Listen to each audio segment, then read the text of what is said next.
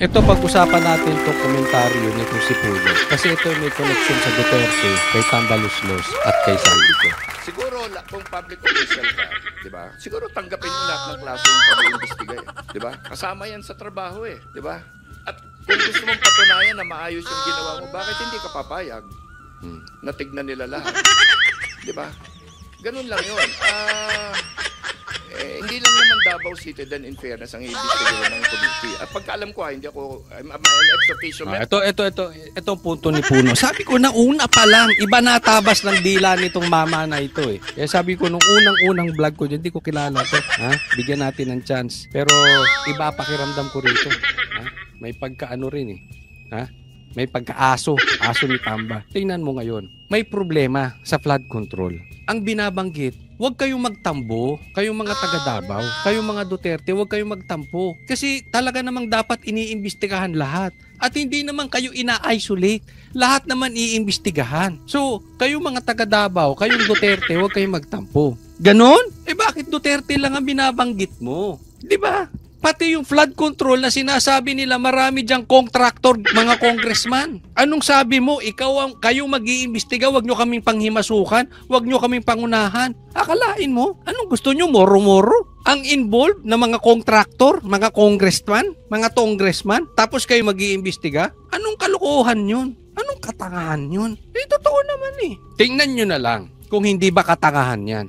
Hindi nyo nga binabanggit Lumabas na yung kalokohan ng mga congressman. Duterte pa rin ang binabanggit ninyo. Hindi nyo mabanggit si Saldico. Hinahanap na ng taong bayan, asan si Saldico? Hinahanap na ng taong bayan, asan si Tambaluslos? Hindi na lumalabas. They are the one indirectly. Di umano na connected. Kapatid nila, sila, mga congressman, yung iba hindi po lahat, mga kontraktor. Sila may-ari ng mga construction business na merong proyektong flood control. Tapos hindi nyo binabanggit. Tapos gusto nyo paniwalain kami na kayo dapat mag-imbestiga kasi kayo fair. At ang binabanggit nyo, Duterte, talagang anong tingin nyo sa taong bayan? Kalokohan? Anong tingin nyo sa taong bayan? Tanga? Naglulukohan ba tayo? Para kayong yung Senate, may Blue Ribbon Committee, gusto magtayo ng independent na mag-iimbestiga. Sila, si Lacson, si Kiko, si Tito Soto. Lukuhan ba yun? Bakit hindi nyo mabanggit si Tambaluslos? Siya ang leader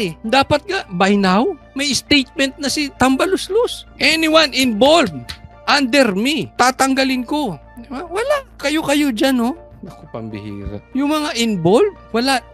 Kayo, teka muna Kayo wala na kayong gagawin kung hindi nyo i-connecta sa Duterte. Wala na kayong tamang gawin.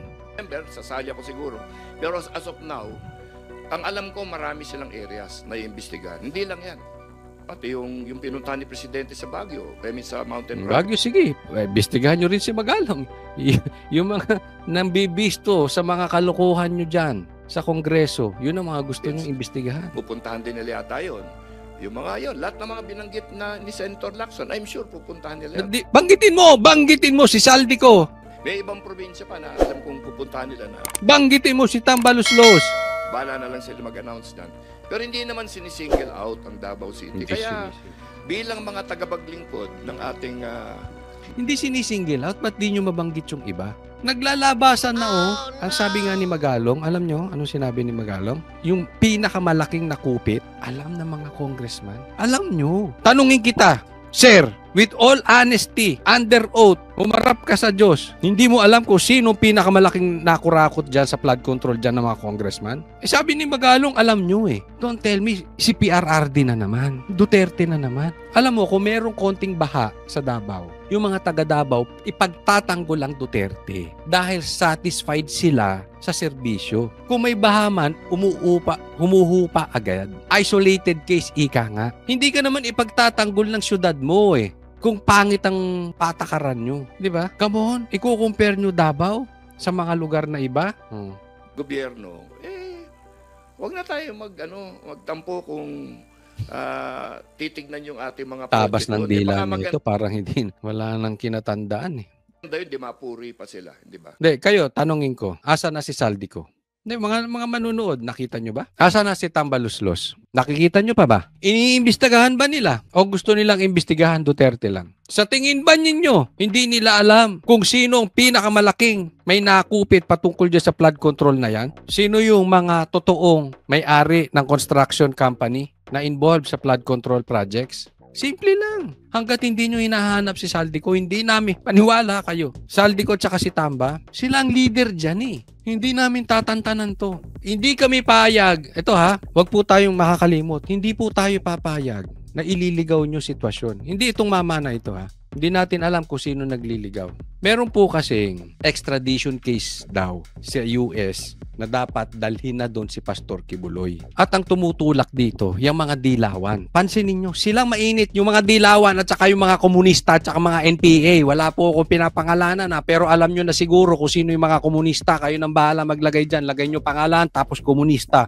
Pangalan tas NPA. Pero may mga dilawan na nagsasalita dapat si Pastor Kibuloy dalhin extradition sa US. Pinagpilit, itatakip na naman ang Duterte at Pastor Kibuloy sa baho na ginawa ninyo Congress. Hindi ko nilalahat. May mga matitinong congressman. Pero karamihan sa inyo dyan, baboy, buhaya. Tapos idadamay nyo si Pastor. Tapos idadamay nyo mga Duterte. Mga wala kayong yagbols eh. Isipin nyo, kagagawan ninyo, papasa nyo sa iba. Kayo ang kumain ng marami dyan sa hayat eh. Kayo nagpasasa eh. Kayo nagbibibili ng kung ano-ano eh. Tapos kasalanan ni Pastor. Kasalanan ni Duterte. Alam nyo yung extradition ni Pastor? Sabihin ko na sa inyo, diretsahan tayo mga dilawan. Eto ha, sabihin ko sa inyo. Yung extradition ni Pastor, gusto niya yun. Extradition ha, hindi rendition. Magkaiba po yun. Yung extradition, yung legal na ipapadala si Pastor sa Amerika para harapin yung mga kaso niya. Sige, go ahead. Make my day. Make our day. Gusto po ni Pastor yun. Bakit? Ang US patas. Pangalawa, mahina ang kaso doon. Kaya nga na-dismiss na karamihan eh. Ang dami na pong na-dismiss na kaso doon. So kayo, sige, mga dilawan, mga komunista, mga NPA, sige, i-extradition nyo si Pastor doon. Gusto niya yun. Iba po ang rendition. Ang rendition po, kidnapping. Delikado yun. Yung ginawa kay PRRD. Yun ang rendition. Hindi dumaan sa proseso. Hindi dumaan sa korte ng Pilipinas. Pwede ka nang bitbitin doon. Sa eroplano sabihin, inatake ka sa puso. Patay. Wala ka nang magagawa doon. Bakit? Walang record. Hindi dumaan sa proseso ng Pilipinas. Ang extradition, dadaan yan sa korte ng Pilipinas. Tapos kung papayagan, sige, idalhin doon. Rendition, dadalhin mo lang sa eroplano. Walang korte-korte. Basta may mga armado kang pulis, dalhin nyo ron. Tapos padala nyo na ng private jet. Yun ang rendition. Naunawaan po natin yung pagkakaiba. Sige, tuloy nyo. Gusto ni Pastor yun. Ang hina ng kaso. Mahina. Kahit naman yung sa Pilipinas, mahina yung kaso eh. Alam mo kung bakit galit ang mga NPA at mga komunista kay Pastor? Same thing with Sara. Kasi yung dalawang tao na yan. Even naman si PRRD. Pero itong dalawang tao na ito, ayaw talaga ng komunista. Ayaw ng NPA. Kaya ang nagagalit ngayon kay BP Sara at kay Pastor Kibuloy, mga NPA, mga komunista. Yan ang totoo. Okay? Alam nyo na. Sige, talin nyo ron. Mapapahiya kayo. Bakit? Mahina ang kaso. Ang Amerika patas. Wala silang kapangyarihan doon. Hindi mo pwedeng bayaran ng doon. Ang sistema. Tuloy nyo. Next tayo. Ito po, pamilya ni Saldico kinakarma na. Ito nakita ko sa Facebook. Tanong ko lang. Ito hindi ko sure kung totoo ito Pero nakita ko to sa page ng isang lehitimong dating sekretary. So, basahin po natin. Claudine Co's best friend. Kaano-ano ba nitong si Zaldico, si Atoy ko? At saka si Jason Rubrico? Pag ko talaga apelyido mo ngayon para... Hindi ko sinasabing totoo pero ang dating ngayon, pag ang apelyido mo ko, parang magnanakaw ang dating. Hindi ko sinasabing totoo, pero parang ganun ang naging imahe. Claudine Co's best friend revealed that she is now suffering from anxiety and depression and called for an end to the bashing against her. Sabi nung best friend ni Claudine Co, tigilan na natin. Tigilan nyo na pala, hindi ako. Kasi nagkakaroon na siya ng anxiety and depression. Alam nyo sa akin, pansinin nyo, hindi ko pinatulan itong patungkol dito. Kasi private citizen po sila. Ayoko naman mag-suffer yung anak dahil di umano sa kalokohan ng tatay. Kilala nyo naman kung matagal na kayong nanonood kay Coach Oli, ako po ay issue-based lang. Lalong-lalo na pag ikaw ay hindi politiko, hindi kita dinadamay. Okay? So, kung ano mang magarmong buhay na ginawa nitong mga alin na ito, nababanggit lang natin pero hindi ko sila hinuhusgahan. Oo. Pero tingnan po kasi natin. Etong best friend niya sabi, tigilan nyo na si Claudine kasi nagkakaroon na ng depression. Pero naman to si Claudine, ito naman na sinabi, sabi niya, hello? Alam mo naman yung mga parang koliyala, yung mga ano ngayon, di ba? Mga teens or dalaga, hindi ko alam kung ilan to. Hello? Wala kaming utang na loob sa mga Pilipino, okay? Kami ganun eh. This is not from taxpayers' money. The government literally paid us for the service that our business provided. Gets? Claudine, ikaw best friend, paano hindi titigilan? Yung best friend mo, gumanyan pa siya rin nagmimitsa Una, nag-flaunt ng yaman. Saka nakakita ng kakain lang, 700,000. Pambira. Samantalang ang daming binabaha, ang daming nagugutom. Kontraktor yung parents nyo, kontraktor yung tatay, kontraktor yung tiyuhin. Kung hindi ako nagkakamali, pamangkin to Pati naman yung tatay, kontraktor di umano di ba? Ang daming binabaha, tapos magyayabang kayo ng ganun. Hindi ko binabanatang nga kasi private citizen. Pero, sasagot pa ng ganito. Gets? Hello? Hello? Binaha nga Ghost project nga Bawal nga. Dahil may posisyon sa government, paano magiging kontraktor? Hindi nyo ba nagigets? Yung maging kontraktor ka man mismo ng proyekto ng gobyerno, it's a crime in itself. Bawal po yun. Paano hindi ibabash yan? Sana tumigil na siya ng ganitong mga salita. Diba? Kung maapektuhan, paano? Tsaka sana be sensitive. Alam mo, tama yung sinabi ni Vico Soto Dapat hindi maging normal. Etong medyo turn off ako sa mga vloggers. Okay? Wala po tayong pinapatamahan pero sana we level up. May mga vloggers kasi na content na nila yung nagyayabang sila. Naniyayabang sila na madami silang pera. Ang babaw, no? Diba? Parang yun na yun. Dahil marami kang pera. Yung ordinaryong vlogger nga na hindi naman politiko, para sa akin ang pangit ng tingnan. Ba't may pagyayabang yung yaman mo? But anyway, wag na natin pakialaman. Ordinary citizen naman sila. Pero all the more, yung politiko ka, or lahi kayo ng mga politiko, or tatay mo or tito mo politiko, tapos magyayabang kayo, tapos contractor, tapos may baha, pambihira ho. Asan ang puso ninyo? Parang sinasabi nyo, hindi bale, malunod kayo dyan, kagating kayo ng mga daga, magkasakit kayo dyan, mamatay kayo dyan, yung mga anak nyo mamatay, malunod, basta kami, andito sa first class hotel, kumakain at mamahalin. Be sensitive naman. Yun lang, be sensitive. Ayokong tirahin to, kaya lang, hindi naman po inaano natin hindi naman ako katulad ng ibang vlogger as you know. Wag nang sanang sasagot kasi ang dating dito, gina-justify pa di ba? Parang gina-justify. Ngayon, pag gina-justify mo na tama yung ginawa nyo, natural, sasagot yung ordinary citizen or yung mga vloggers like me. Paanong tama? Ang sabi nga, mali. So for you, tama. Sabi ng iba, mali. Natural, magsasagutan. Ngayon, pag sumagot ka, expect na may sasagot sa'yo. Diba? Kahit hindi ka politiko. Yun lang naman ang punto ko dito Kasi kailangan itama yung mali mong sinabi. Alam nyo, wag po nating...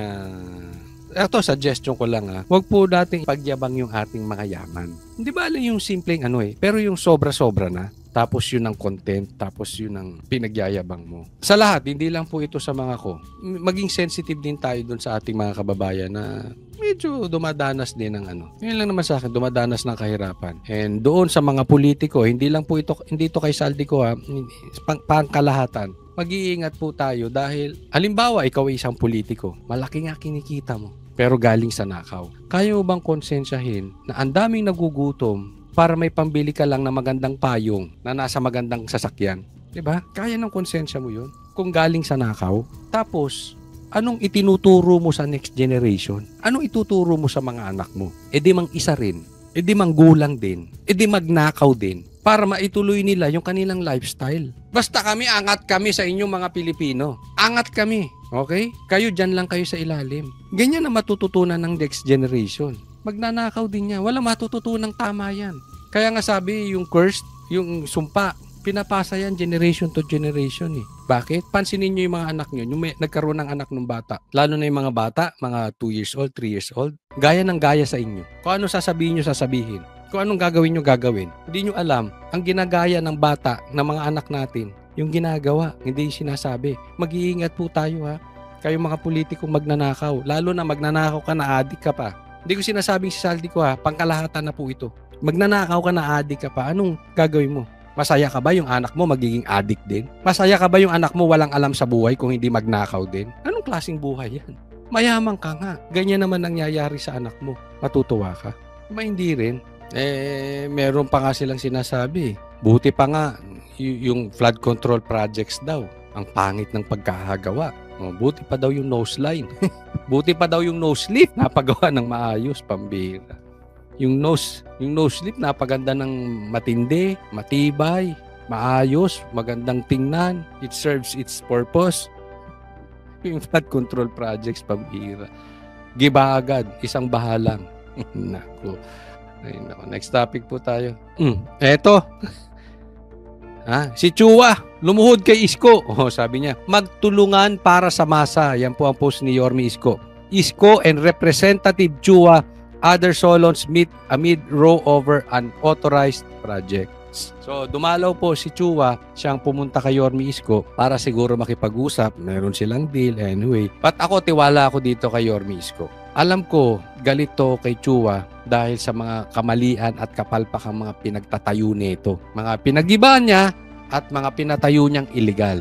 At kilala ko to si Isko, hindi ito trapo. Hindi ito yung magbabaw sa'yo dahil may matatanggap. Hindi po ganyan. Maniwala po kayo. Kakilala ko po personally si Isko. Hindi po ganyan. We need leaders like him. Isko, siguro si Magalong, si Vico Soto, yung mga ganyan. We need yung mga young people na magagaling. Mga hindi yung parang But anyway, si Yorme, isa to sa mga I'm sure will be done soon or next president or vice president. Maaring hindi ngayon 2028 pero sa mga susunod dahil kailangan to, magaling to. At hindi ito magbabaw kay Chua at hindi niya ibebenta yung kanyang karangalan dahil may pakiusap si Chua. Hindi pa natin alam kung anong kanilang napag-usapan, antay-antayin natin, pero alam naman natin meron silang pag-aaway dahil nga sa mga kapalpakan ni Chua. Siguro, at best, makikinabang dito Manila. Posibleng makipagsundo si Yorme Isko kung ikababuti ng Maynila. So, ang lumapit po dito si Chua, siya pang lumuhod, no? Pero good thing na rin yun na hindi siya nagpaka-pride, ibinaba niya yung kanyang na lumuhod siya, not literally lumuhod, pero lumuhod siya na nagpakumbaba. No, ayusin natin to. Kung for the sake of Manila, okay yun. Sana yung ibang politiko ganito. Dapat, alam mo, ganito na ang ginawa ni BBM dati pa. Bumaba na siya kay Sara kasi alam naman niya siya ang may mali. Diba? Alam naman niya, kasalanan din ng pinsan niya na si Tambaluslos. No, pero nakipagmatigasan eh. Alam mo, mga New Yorker kasi yun eh. So, yung yabang sa sarili, akala mo magagaling. Weak naman. Diba? So, nakipagmatigasan, sana nagbow na lang to si BBM. Sige, ayusin natin. Sara, ano ba dapat gawin natin? Diba? Tama pa bang nandyan si Tamba? Tama pa ba itong mga sekretary ko? Dapat ba akong hair follicle test? Yung gano'n, kinausap mo ano bang dapat natin gawin sa ikabubuti ng Pilipinas. Kalimutan muna yung personal na away. So, kung ganito po ang gagawin, anyway, nag first step na si Chua at kung ganyan ang ginawa niya, sige ko, saan man ako nagkamali, ayusin natin. Sa ikabubuti ng Maynila, edi go ahead. Okay yan. Ituloy yan ni Yorme. At ako'y napakalaki ng tiwala ko, ulitin ko kay Yorme. Hindi yan masusuhulan. Pag talaga may malito si Chua, may kalalagyan. At kung ang gusto lang gawin ni Chua ay magkuntsabahan sila para sa kalokohan, hindi po mangyayari kay Yorme yan. Asahan nyo po, makampante po kayo na hindi ito yung kasunduhan. O sige, ganito na lang. Tayo. Hindi po mangyayari yan. Kung meron mang pagkakasunduan, transparent gagawin niya ni Yorme sa ikabubuti ng Maynila. Ako, approve ako sa ganitong sitwasyon. Sana gawin ito ng maraming mga politiko natin. Ibaba nyo pride nyo, lumuhod kayo pag kayo nagkamali para sa taong bayan. Pag-usapan po natin ito. Ngayon lang po ito, ngayon lang. Breaking news. O, tingnan natin. Ano nang nagaganap? Sa tubig, dahil Current. yung sa daga. Ay, leptos. Leptos ako, yun po sa leptos. Yan. O, ayan. Baha. Leptospirosis. Yan. Alam po talaga, wala na. Okay. Ito po sa kanto to ha, ng Mother Ignacia. So sa mga taga Quezon City, totoo po ba ito? Itong nakita natin sa Facebook dahil may kumakalat na ganito. Konting ulan, bumahing lang ang langit. Baha. Quezon City po. O, sasabihin nyo na naman, kasalanan ng Duterte. O, isisi natin yan. Ay, baste! Baka naman kasi yung nakatambok sa iyo. Kaya binaha yung Quezon City. Pambira naman, oh. Oh, kayo talaga mga Duterte, oh. Ano na naman pinaggagawa nyo, pinagkukurakot nyo mga Duterte, nagbabaha ang Quezon City. Oh, inunahan ko na. Kasi alam ko palalabasin, lalo na itong mga dilawan. Ay mamaya i-explain ko bakit epal-epal yung dilawan, ha. Oh, pero sila ang number 1 ngayon. Kaya, unahan ko na. Kasalanan to ni Baste. Kasalanan to ni Pulong. Baka nga kasalanan pa to ni Kitty. Pambira. But anyway, etong area na to, ha? Tutuloy ko lang yung video habang nagsasalita. Etong, kita nyo, lubog na yung, pick up yan, pick up. Wala na. Wala na, oh. Wala na ka lumabot dito. Ay. O, kita mo? Oo. Ito yung FB ang tawag nila dito, no? Etong area na to, hindi naman to binabaha dati. Sa aking pagkakaalam, kasi taga Quezon City po ako dati. At dyan po yung church namin sa kanto niyang Mother Ignacia. Wala namang ganyan eh. Kung hindi pa nga ako nagkakamali yung hagdan na yan pa yung simbahan namin. Before ha, nung ako'y nasa youth pa, dyan ako nagsimula eh. Yan pa ata yun. Tama po ba tayo? Baka meron ditong taga Quezon City. Ito po ba yung Bread of Life? Kita mo, hindi yan binabahan ganyan dati. Anyway, dati po yun. Matagal na akong di nakakapunta dyan. Pero, grabe, no? Hindi po normal yan. Baka akalain nyo. Hindi kasi, malakas na, anong naghahanap kayo ng flood control? Merong flood control na overwhelm lang. Hindi po na overwhelm. Konting ulan, ganyan na ang nangyari.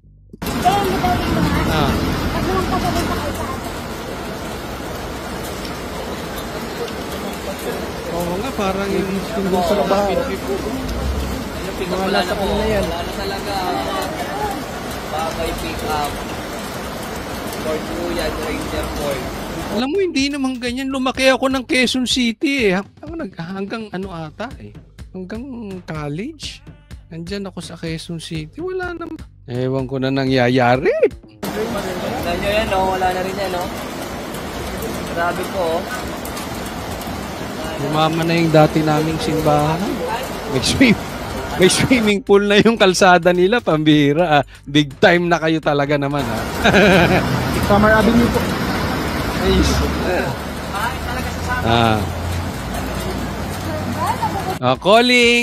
Calling, Saldi ko. Asan na you? Where na you? Dito na mi. Asan na you? Tambaluslos. Sana meron pang makain yung mga pamangkin mo sa Hyatt Hotel at yung mga anak mo. Sana nawa ay sila ay hindi nahihirapan sa kalagayan ng inyong nakakain. Kayo'y magpatuloy magpasasa sa inyong mga nakuha na pagpapala sa inyong pagkakaupo bilang party list at bilang speaker. Kotsoli, ba't naman nadamay na naman sa ganun ang ginagawa nila, pati lahat na lang eh. Kaya nga inunahan ko na yung umbok ni Baste Duterte, yun ang may kasalanan kaya nagbaha dito. Animal, di ba? Next topic po tayo. Ito, merong bagong declaration si Aimee. Mamaya yung kay Saldico ha, yung nawawala si Saldico tsaka si Tambaluslos. Ito muna. At saka yung lumuhod, si Chua. Kay Isko. Oh, eto muna. So, opposition ka ba, ma'am? Oo naman, Duterte Black ako, di ba? Nax, pilingero. Duterte Black ka, ha? Duterte Black ka. Kung hindi dahil sa'yo, kung hindi dahil sa'yo, maayos ang kalagayan ng bansang Pilipinas. Kinumbinsi mo pa eh. Pwede namang, makakabalik naman kayo sa posisyon eh. Pwede mo namang ginawang presidente si Sara. Kaya hindi ko mapatawad tong Ali na ito eh. Hindi, alam mo, hindi tayo mapaghusga ng tao, okay? Hindi ibig sabihin na hindi ko siya mapatawad. Hindi, dapat lahat ng tao, pag humihingi ng tawad, patawarin natin. Pero yung ginawa nitong Ali na ito, hindi talaga kasi, hindi naman una hindi humihingi ng tawad. Hindi naman niya sinisisi yung kanyang kapatid. 'Di ba? Kasalanan nito si Amy. Pwede niya namang ibalik yung kanilang pamilya. Presidente pa rin si Sara. Vice President si Bongbong. Kung ganun sana maayos. O, pakinggan natin. Duterte Black daw siya kaya opposition. Ako yung Marcos na Duterte, hindi ko maintindihan. Marami akong apelyido ngayon. Paano? Buwera lang Balibing ka? Romualdez muna, ha? Yun. Meron ba, may Okay. Ma'am, Paumanin na muna ako sa nanay ko. Yan. Kinahihiya na ni Amy yung kanyang yung kanyang apelyidong Romualdez. Alam mo yung pinupunto ko sa inyo, ha? Eto yon. Ikaw, babaita ka. Kung hindi mo sana kinumbinsi si Sara na mag-vice president, president na siya noon. Iniisip mo kasi yung sarili mo eh. Kasalanan nyo rin. President siya, pwede mong ibalik yung pamilya mo, vice president si Marcos. Ngayon kung vice president lang yung kapatid mo, kahit adik siya, di umano. Walang issue. Bakit? Ang magdidesisyon pa rin si Sara. Saan ba nagkaloko-loko tong flood control projects? Anong tinuturo nila? Congress. Sino ang hari sa Congress? At anong sinasabi ng best friend mo na dinidikitan mo na para kang julalay na si BP Sara? Ang may hawak ng pera ng Congress si Tambaluslos at saka si Saldico. Kung hindi mo pinilit at presidente si BP Sara, okay. Hindi magiging... Sino ba yan si Sino ba yan si speaker? Sino ba yan si Tamba? Wala naman yan eh. Imaginein mo, maayos sana ang Pilipinas eh. Ginulo mo eh. Pumasok-pasok ka eh. Tapos ngayon, Duterte Black. Maayos naman ng Duterte bago kayo magdatingan. Totoo lang. Real talk po, wag po magagalit ha. Yung mga bagong dating. Maayos naman ng Duterte bago kayo nagsidatingan eh. I'm not blaming anyone pero ito biniblame ko talaga. Kaya yung nangyari ngayon, lahat ng ginagawa ni Tambaluslos, kayo dapat ang mga sisihin. Kayong naglukluk dyan eh. Maluluklok ba yan si Tambaluslos kung hindi sa kapatid mo? Ngayon kinahihiya mo Romualdez. Diba? Matuto na kayo ha sa ating mga botante. Please lang matuto tayo. Kailangan mag-isip po tayo, wag lang apelyido. Dahil 6 na taon nating pinagdudusahan ang daming namatay dahil sa baha. Bakit? Dahil nagkamali kayo ng binoto. Mag-iingat po tayo. Ulitin ko, hindi ko po kayo sinisisi. Tayo nagpapaalala lang para yung mali ay hindi pa ulit-ulit ginagawa. Sinabi na nga ni Tatay Digong Bangag sinuportahan nyo pa. Anong palusot nung iba? Kasi sinundan namin, leader namin si Sara eh. So susundan nyo rin si Amy. Leader nyo si Amy. So pag sinabi ni Sara, iboto natin si Tambay, suportahan nyo rin. Mag-isip din tayo. Naiintindihan? Kaya nga pati si BP Sara nag-a-apologize eh. Pati nga sa KOJC, kasi yung nangyari sa KOJC, nagpunta siya ron, nag-apologize siya. Hindi sana mangyayari kung hindi niya kinampanya si Bongbong Marcos. So wag lang tayo basta sinabi ni BP Sara. Isipin nating mabuti. Mag-isip tayo. Sinabi din naman nung tatay na bangag si Bongbong Marcos. Bakit nyo piniling sundin si Sara at sinuway nyo si PRRD? Tama or tama-tama? Ulit hindi po tayo nagsisisi. Love po tayo dito sa channel na ito. Ayaw lang natin maulit muli yung pagkakamali. Ngayon, maniniwala na naman kayo kay Aimee. Pambihira naman, no? Ginawa nyo ng Karil magpabudol. Pambihira kayo.